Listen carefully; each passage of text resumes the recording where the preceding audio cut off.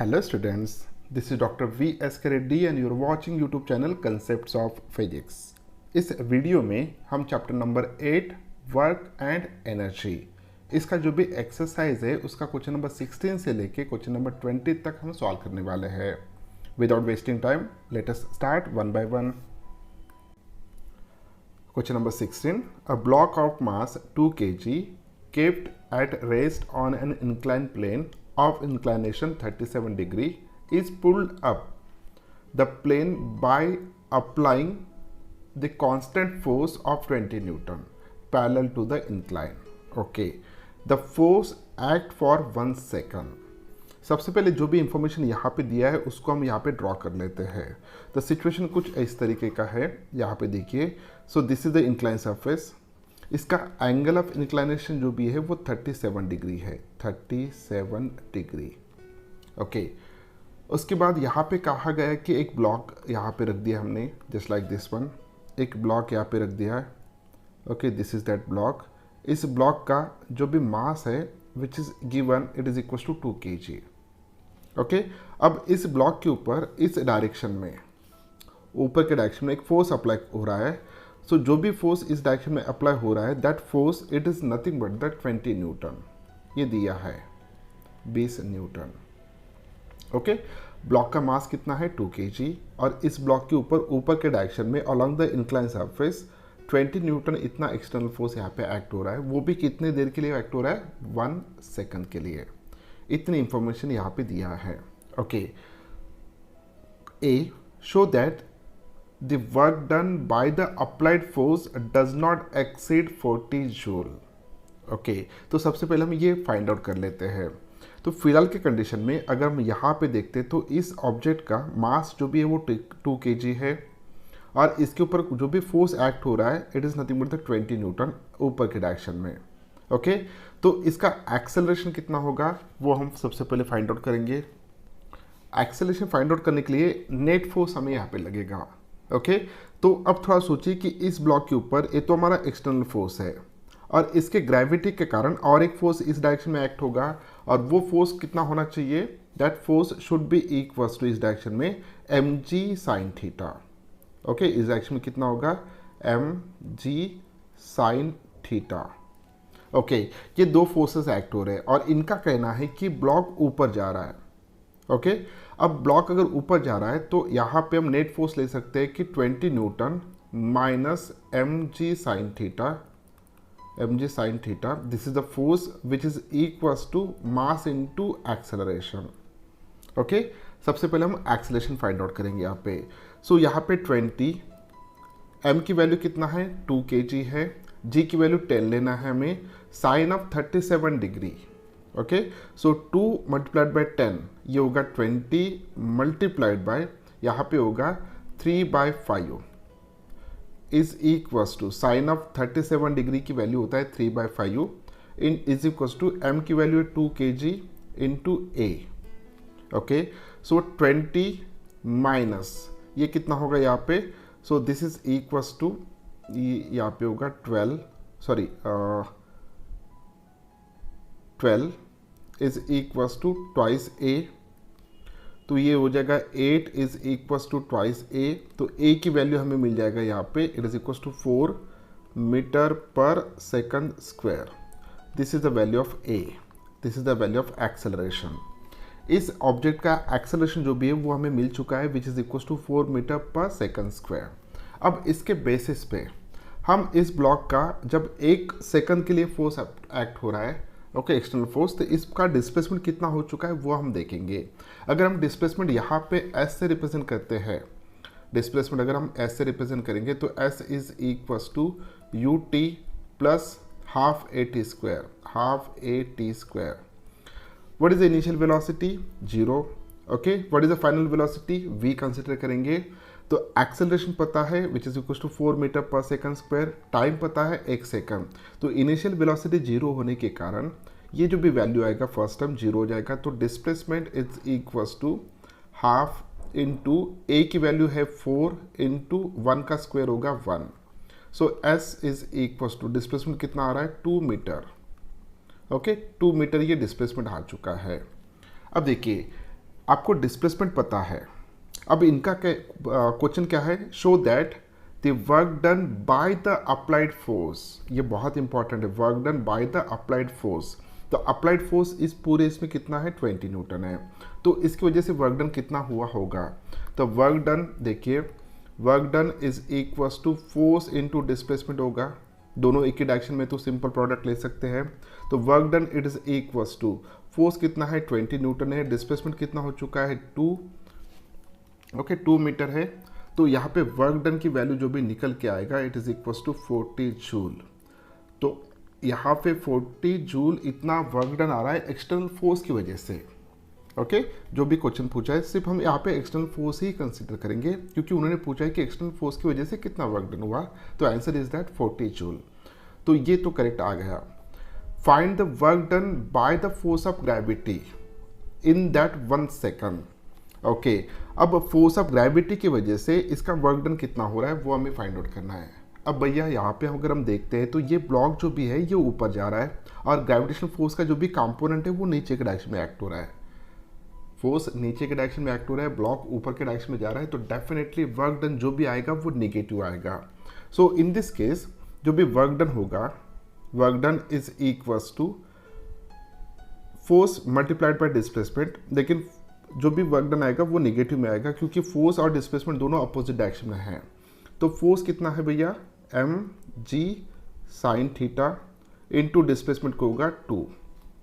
Okay this is equals to mg sine theta की value कितना आता है, तो m की वैल्यू है 2, g की वैल्यू है 10 और g साइन थीटा की वैल्यू होगा यहाँ पे 3/5 okay into 2। So this is equals to ये होगा 12 मल्टीप्लाइड बाई 2, क्योंकि 20 मल्टीप्लाइड बाई 3/5 इसका वैल्यू होगा 12 मल्टीप्लाइड बाई 2 यानी -24 जूल इतना वर्क डन आ रहा है। ओके सेकंड इसका आंसर बी का। अब नेक्स्ट क्या पूछा है देखिए, find the kinetic energy of the block at the instant the force ceases to act. जब ये एक्सटर्नल फोर्स एक्ट होना स्टार्ट होगा ओके तो फाइनल काइनेटिक एनर्जी कितना होगा 1 सेकंड बाद, वो हमें फाइंड आउट करना है। उसके लिए यहाँ पे हम सिंपल इक्वेशन यूज करेंगे, कौन सा वाला, v is equals to u plus a t. Okay so what is a v, final velocity, what is u, initial velocity जो कि 0 है, प्लस a एक्सेलरेशन कितना है 4 आया है, t कितना है 1 सेकंड है। तो यहाँ पे जब हम वैल्यू सब्स्टिट्यूट करेंगे, वैल्यू सब्स्टिट्यूट करने के बाद 4 मल्टीप्लाइड बाय 1 होगा 4 यानी 4 मीटर पर सेकंड, इतनी फाइनल वेलोसिटी उसकी आ रही है। अगर ये फाइनल वेलोसिटी है तो मास पता है और इसके बेसिस पे हम काइनेटिक एनर्जी फाइंड आउट कर सकते हैं।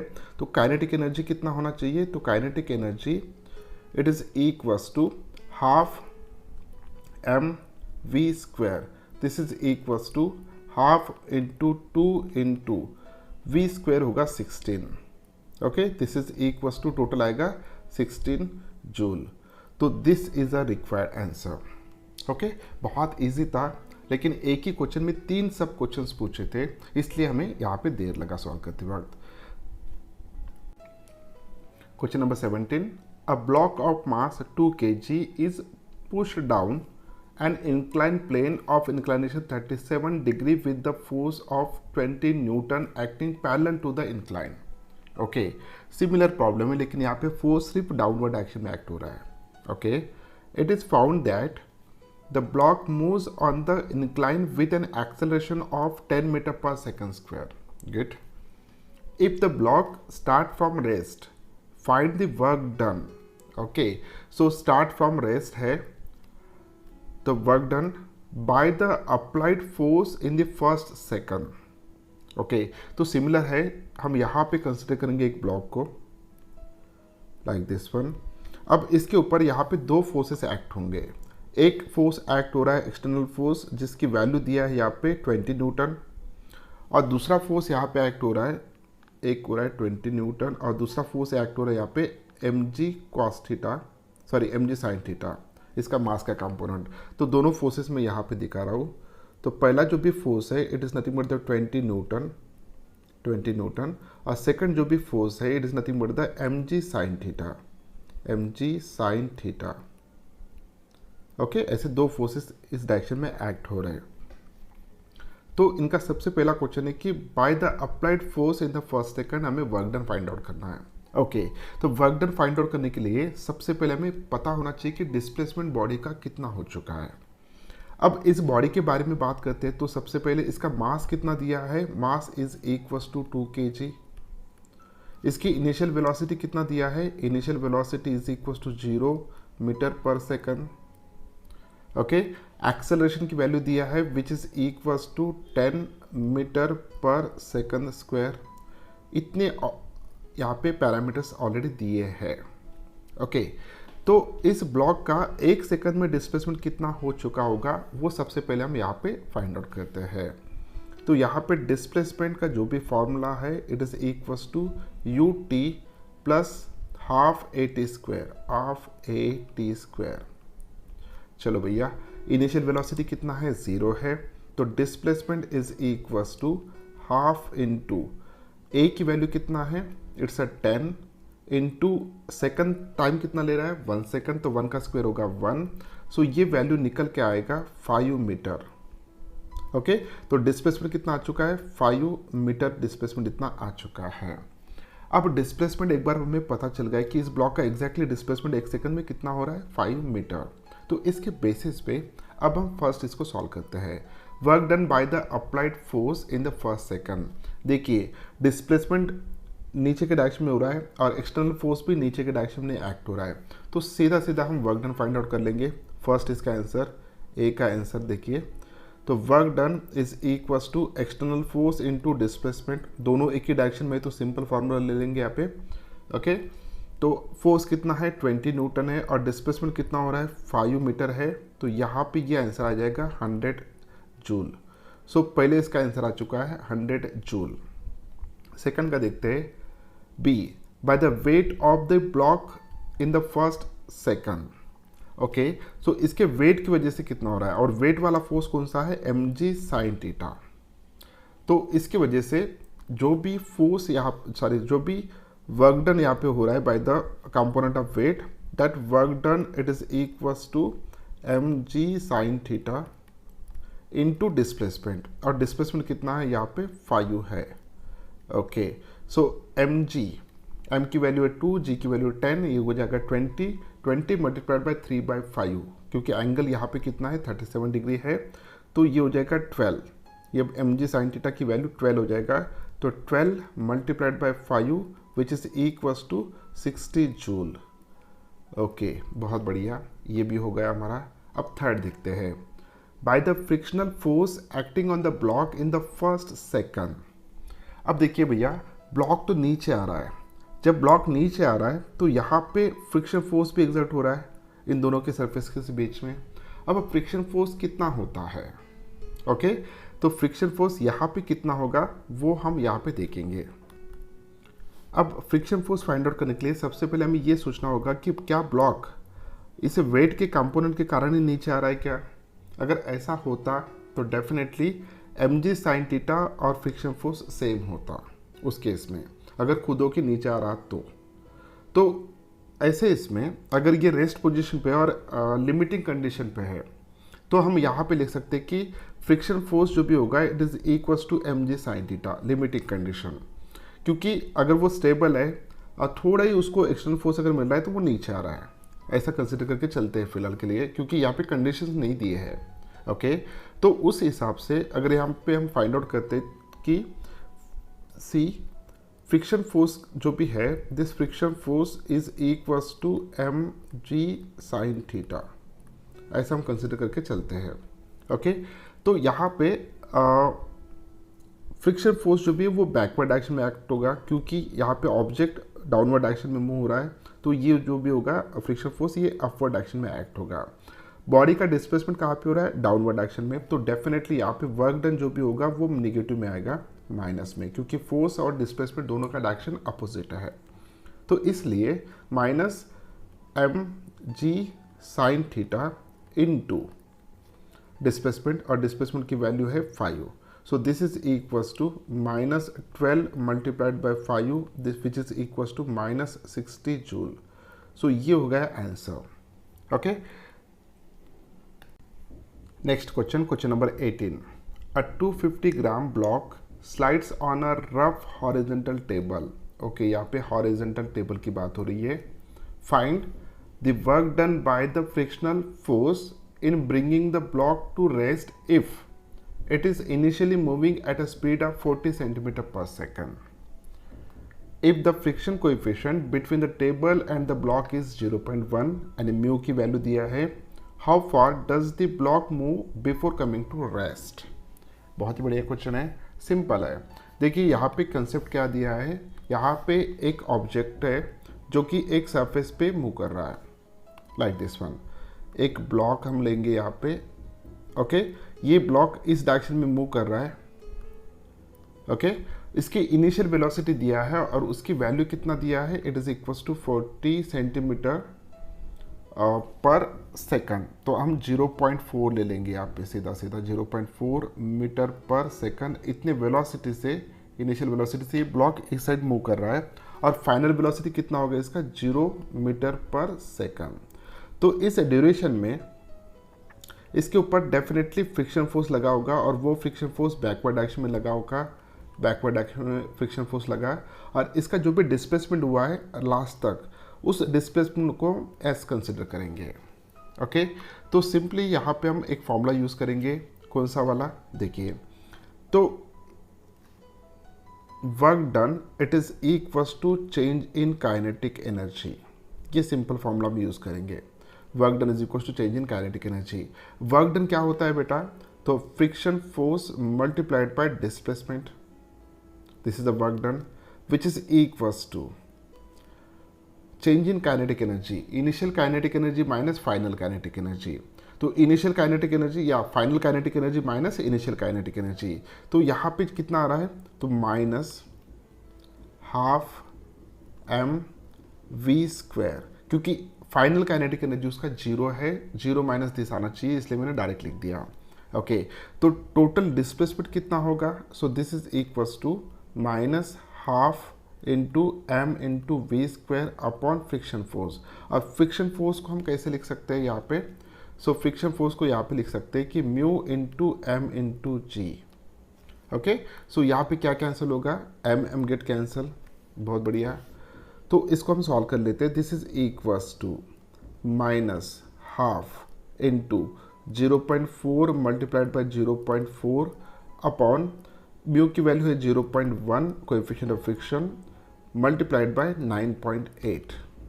जब इसको हम सॉल्व करेंगे, सॉल्व करने के बाद ये वैल्यू कितना आएगा, सॉल्व करने के बाद ये वैल्यू आएगा 0.0816. अप्रोक्सीमेटली इसको हम लिख सकते हैं 0.082. Okay, so this is nothing but the displacement. S की वैल्यू निकाला है हमने मीटर में. इतना डिस्प्लेसमेंट इसका हो चुका है. अब हम इसका फ्रिक्शन फोर्स की वजह से हम क्या फाइंड आउट करेंगे, वर्क डन फाइंड आउट करेंगे. चलो, work done.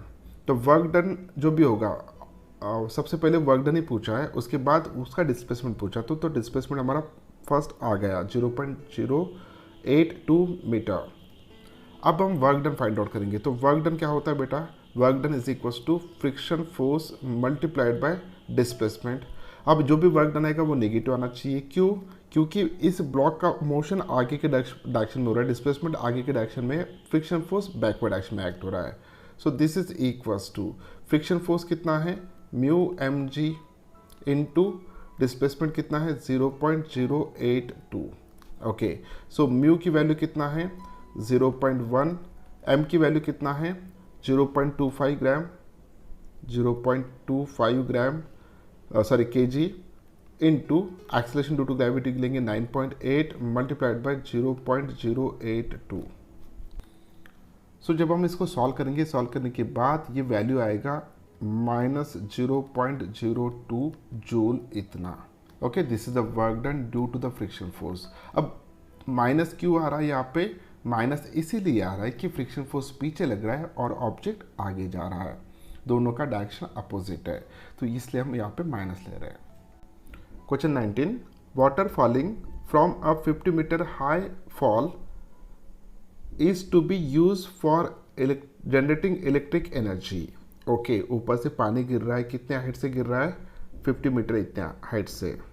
It is used for generating electric energy. Okay, if 1.8 into 10 raised power 5 kg of water falls per hour and half of the gravitational potential energy can be converted into electrical energy. Okay, how many 100-watt lamps can be lit? बहुत ही बढ़िया question. सबसे पहले हमें total कितना power generate हो रहा है वो देखना होगा. ओके, तो फिलहाल की कंडीशन में यहाँ पे हम देखिए क्या क्या दिया है. सबसे पहले हाइट दिया है 50 मीटर, तो h की वैल्यू कितना है 50 मीटर, वो हम लिख लेंगे 50 मीटर. उसके बाद कितना वाटरफॉल हो रहा है यहाँ पे 1.8 इंटू 10⁵ kg, और कितने देर में हो रहा है 1 आवर में. सो जो भी वाटरफॉल हो रहा है यहाँ पे मास हम ले लेंगे वाटर का, which is equals to 1.8 into 10⁵ kg. इतना वाटर फॉल हो रहा है वहाँ पे per hour, and half of the gravitational potential energy can be converted into the electrical energy. अब ग्रेविटेशनल पोटेंशियल एनर्जी कितना यहाँ पे आ रहा है वो हम सबसे पहले फाइंड आउट कर लेते हैं. तो फॉर्मूला सिंपल है, it is nothing but the mgh which is equals to m की वैल्यू कितना है 1.8 इंटू 10⁵. ओके, इंटू g कितना है 9.8 लेंगे हम, h कितना है 50 है. तो फटाफट इसका सॉल्यूशन देखते हैं कितना होगा. ये हो रहा है 882 इंटू 10⁵. ओके, जूल इतना हो रहा है. अब ये टोटल पोटेंशियल एनर्जी इतना जनरेट हो रहा है. तो इसका हाफ अगर देखते हैं तो इलेक्ट्रिकल एनर्जी कितना होगा, ई से रिप्रेजेंट करता हूँ. इलेक्ट्रिकल एनर्जी कितना जनरेट हो रहा है, तो यहाँ पे इसका आंसर होगा इसका हाफ, यानी 441 इंटू 10⁵ जूल. ओके, इतनी पोटेंशियल एनर्जी जनरेट हो रहा है. अब हम बात करेंगे पावर की. तो power is nothing but the energy per unit time. Okay, so अब पावर की अगर बात करते हैं तो टोटल एनर्जी कितना है यहाँ पे 441 इंटू 10⁵ जूल. सो 441 इंटू 10⁵ जूल. और टाइम कितना लग रहा है बेटा, इट इज़ 1 आवर. सो अगर इसको सेकंड में कन्वर्ट करते हैं तो ये होगा 60 मल्टीप्लाइड बाय 60. ओके, तो यहाँ पे देखिए 10 और यहाँ पे ये 3 होगा, तो ये आंसर आएगा 12.25 इंटू 10⁻³ वैट. ओके, सो इतना पावर वहाँ पे जनरेट हो रहा है. अब यहाँ पे हमें पूछा गया है कि हाउ मेनी 100-watt बल्ब. तो यहाँ पे number of bulb is equals to total power divided by 100, क्योंकि हर एक बल्ब का वैटेज कितना 100 है. तो यहाँ पे 12.25 इंटू 10⁻³ डिवाइडेड बाय 100. तो दिस इज इक्वल्स टू 100 है, तो 10⁻² हो जाएगा, ऊपर जाएगा तो -2, यानी 10 बचेगा. 10 मल्टीप्लाइड बाय यहाँ पे मल्टीप्लाई किया तो 122.5. सो दिस इज द आंसर रफली. अब बल्ब्स कंसिडर करते हैं तो यहाँ पे 122 होना चाहिए. 122 number of bulbs will lit. चलो अब आ गया है इस वीडियो का आखिरी question number 20. A person is painting his house walls. He stands on a ladder with a bucket containing paint in one hand and a brush in other. Okay. Suddenly, the bucket slips from his hand and falls down on the floor. Okay, बिचारा. If the bucket with the paint had a mass of 6 kg, यानी bucket paint के साथ कितना मास है उसका 6 kg का है. Okay. And was at a height of 2 meter. 2 metre की इतने हाइट पे था वो. At the time of it slipped. Okay, how much gravitational potential energy is lost together with the paint. Okay, paint के साथ साथ उसने कितना ग्रेविटेशनल पोटेंशियल एनर्जी को लॉस किया है. देखिए, बकेट यहाँ पे कंसिडर करिए और फ्लोर यहाँ पे है. जब वो यहाँ पे था तो उस वक्त उसकी जो भी पोटेंशियल एनर्जी था it is equal to mgh. यहाँ पे पोटेंशियल एनर्जी कितना है, 0। तो change in potential energy which is nothing but the final minus initial, तो यहाँ पे mgh ही आएगा।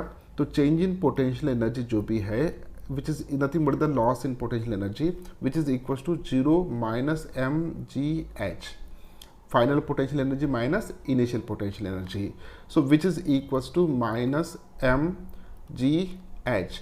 m की वैल्यू कितना दिया है, 6 kg है, ये माइनस में आएगा, 6 kg 9.8 ये होगा एक्सेलरेशन ड्यू टू ग्रेविटी की वैल्यू, और 2 होगा ये इसका वैल्यू, किसका, हाइट का। So this is equals to तो 12 मल्टीप्लाइड बाय 9.8, मेरे ख्याल से ये 118 आना चाहिए। ओके, तो इतनी पोटेंशियल एनर्जी वो लॉस कर रहा है, ग्रेविटेशनल पोटेंशियल एनर्जी वो लॉस कर रहा है विद द पेंट, साथ साथ पेंट भी यहाँ पे लॉस हो रहा है बेचारा। ओके, सो ये था हमारा आखिरी क्वेश्चन जिसका आंसर यहाँ पे आया -118 joule. Okay, this is the correct answer.